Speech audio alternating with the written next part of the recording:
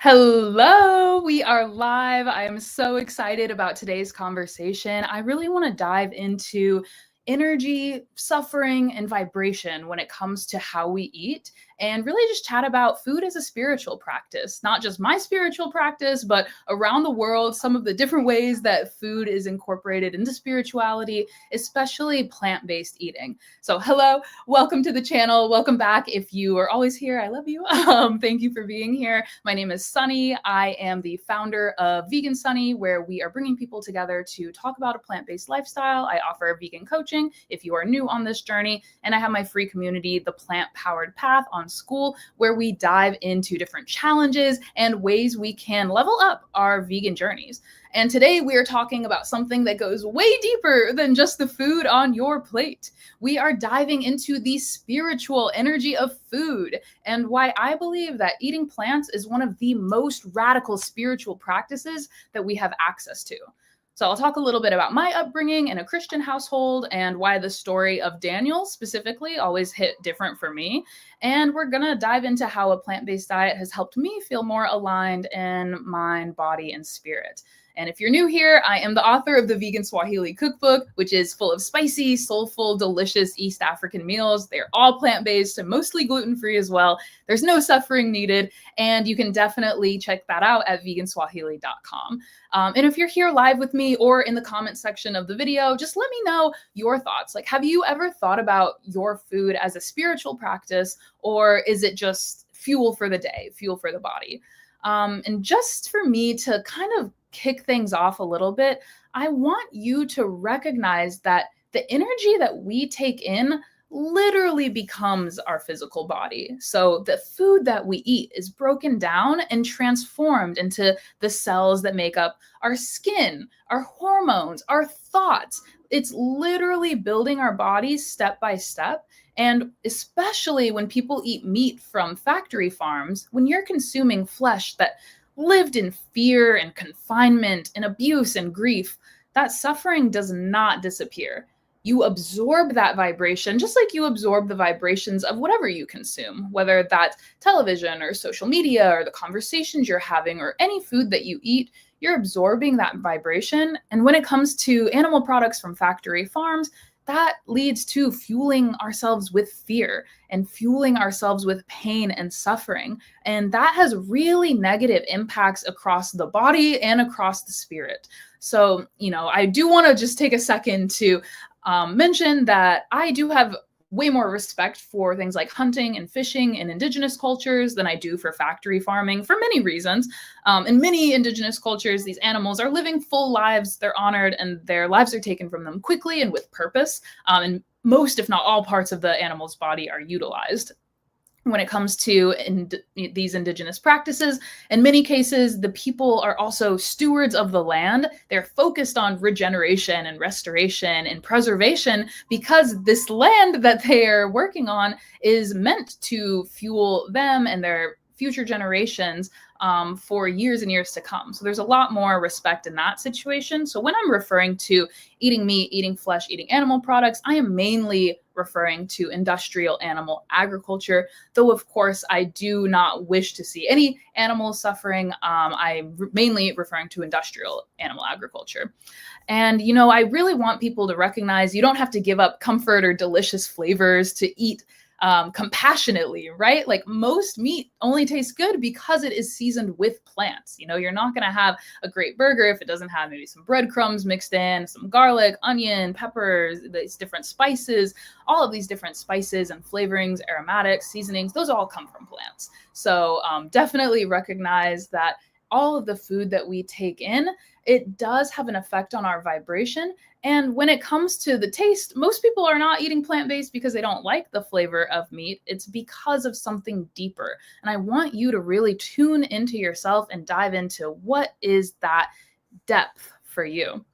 And I really want to show people that you don't have to give up comfort or delicious food or culture to eat compassionately. You just have to shift and play around a little bit with what the plate is made of. And there is such a long history of plant-based eating all across Africa and all across Asia, especially. But so much of the world has these really rich plant-based histories that we're going to get into, especially when it comes to religion and spirituality.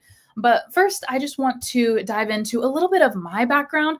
I was raised in a Christian household. I was raised Southern Baptist, and I've moved away from a lot of organized religion for a lot of reasons, including, the subjugation of women and homophobia and the child abuse cover-ups. There's lots and lots of reasons to talk about why I don't like religion, but that's not this video. I really want to talk about what stayed with me. And one of the things that really stayed with me from my Christian upbringing was the story of Daniel. And this is the book of Daniel. It's also in the Old Testament, so it's in the Torah as well. I'm sure it's taught throughout Judaism. But Daniel was taken and captured as a slave, brought into the king's service, and was offered all of these things like meat and wine and all of these different foods. But Daniel made the decision that he wasn't going to eat the meat. He wasn't going to drink the wine. He said, "Give me vegetables and water." And he was in this captivity for 10 days. And after those 10 days, he looked the best. He felt the best. He was stronger. He was more clear-headed. He's more vibrant than anyone else. And that story really always stuck with me because it was never about restriction. It was about clarity and connection and aligning values with your actions, and recognizing that there doesn't have to be a restrictive element or a suffering element to eat plant-based. It's just a decision that better aligns with you and your goals and your vibration. So I'd love to know if you're here. Let me know in the chat. Let me know in the comments. Have you ever done a spiritual fast? And let me know what that taught you about your relationship to food. I'm a big fan of something called the Daniel fast, which is eating like Daniel from the Bible, from the Old Testament, from the Torah. So eating that plant-based diet, very rich in grains, legumes, lots of vegetables and fruit, really delicious food that can lead to clarity of mind and clarity of spirit. And I have a free ebook with some Daniel fast recipes. If you just go to vegansunny.com/Daniel fast, you can check that out and download that. And let me know what your favorite recipe is. But I do want to point out it is not just Christianity that has these kind of examples of eating plant-based, eating a very, very compassionate diet because of spiritual intent and internal values. So the idea of nonviolence, or Ahimsa in the yogic tradition, this shows up in so many traditions. So there's Buddhism and Jainism, where many followers, not all, but many followers eat vegetarian or vegan to avoid causing harm. There's also the Seventh-day Adventists. This is a sect of Christianity that's known for both vegetarianism and longevity. So people in this church often live very long, healthy lives, and they are completely vegetarian.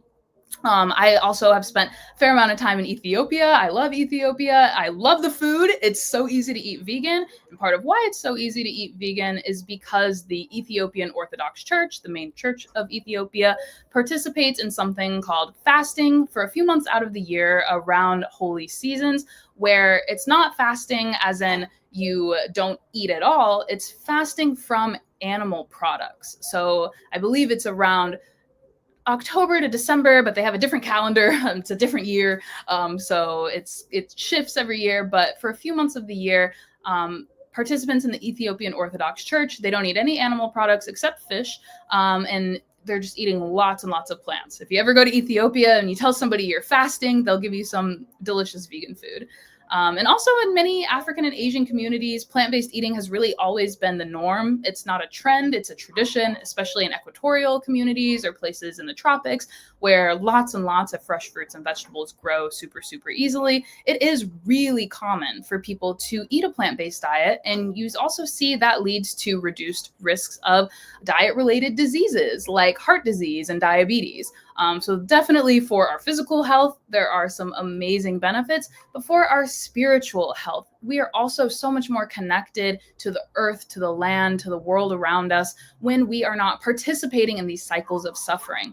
And one of my core beliefs is that in this world that we're in, there are cycles of suffering that we have to break. And if we don't break the cycle, it's just going to continue. And one of the most obvious cycles of suffering is to do with how we're eating and consumption of flesh and animal products.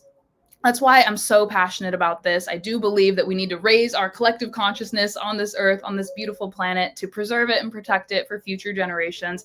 And I do think that adopting a plant-based lifestyle, adopting a plant-based diet is one of the best ways to do that. And I'm so passionate about this. That's why I created that free community space on Skool. It's plantpoweredpath.com, where we can dig deeper into these conversations. We can eat like we mean it, eat like we actually care about our body, about our spirit, about the world around us. It is free to join because I want as many people as possible to have access to learning about how to make this transition to eating vegan and eating plant-based sustainable. And I do believe that to live in harmony with the world, we have to create harmony within ourselves. And I think that belief for me really starts at the plate. Yes, it is how we're treating others and what impact we're having on the world and the work that we're doing and the energy that we're putting out and the energy that we're reciprocating.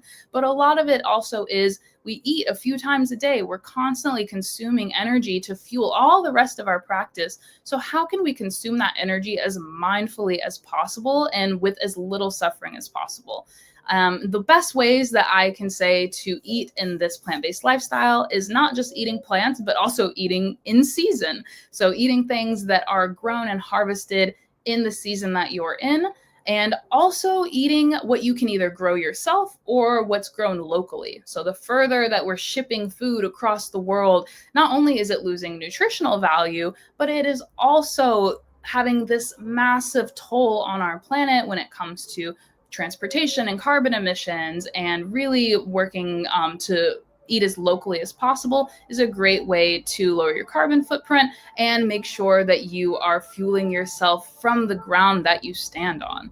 I also think it's so important to eat food that does not carry a death sentence. So eating flesh, eating animal products, that perpetuates so many cycles of harm. And I do believe that when we let go of participating in those cycles of harm, we also see that come back to us in our lives tenfold. We're going to see that as we let go of causing harm externally, we'll see our inner light and our inner self raise our vibration so that the harm that we experience in the world is lessened and we're able to look onto it instead of really embodying it. So as we continue to consume animal flesh and animal products, we're never going to be able to get out of that cycle of suffering and harm. And I also do think it's so important to eat with intention, not to punish ourselves. So there's no good reason to be hard on yourself or punish yourself. We all have a past. I ate lots of animal products for years and years before I went vegan 9 years ago. But we have to decide that we want to live more in alignment with our values, with our truth, with ourselves, and then make that commitment through our actions. So if you're just getting started, just a reminder, my cat is being so silly. Hey, baby. Hello. Did you want to say hi? He's being a little crazy. But if you really, really want to go vegan, you don't have to go vegan overnight. I did not go vegan overnight. I tried and failed and slowly reduced my animal product intake. It was really hard to give up cheese. I have a whole video on that, why it's so addictive, why dairy products are so addictive. You can check that out on my channel. But I do believe that reducing your intake of flesh foods and replacing them with these vibrant, nourishing plant-based or mushroom-based meals is a spiritual act. It's not just going to have impacts on your physical body, it's going to have impacts on your spiritual body, on your higher self, and you'll be able to feel that lightness and alignment and clarity. And I'd love to ask you, if you're watching, what is something that you could change to make your eating more aligned with your values? Or if you feel like you're pretty aligned, what is an adjustment that you made that made it simple to align your eating with your values? And I'm just so, so grateful for everyone who's here, who cares about these issues, who wants to raise our collective vibration on this planet. That's part of why I'm making this video, is because I know there's a lot of pain, there's a lot of suffering, there's a lot of grief, not just for animals, but for the people on this planet in Sudan and Gaza and places where there is so, so much suffering and pain that is unnecessary. Of course, I believe all of this suffering needs to be remedied. And I do think that we have to recognize that how we eat can change the course of the world. So thank you so much for watching. I'm so, so happy that you are diving into what spirituality and eating are having an impact on your own life and what that interconnectivity is. This is way more than just about diet. This is about alignment, and this is about eating like you mean it. So thank you for being here. Thank you for thinking deeply. Thank you for being open.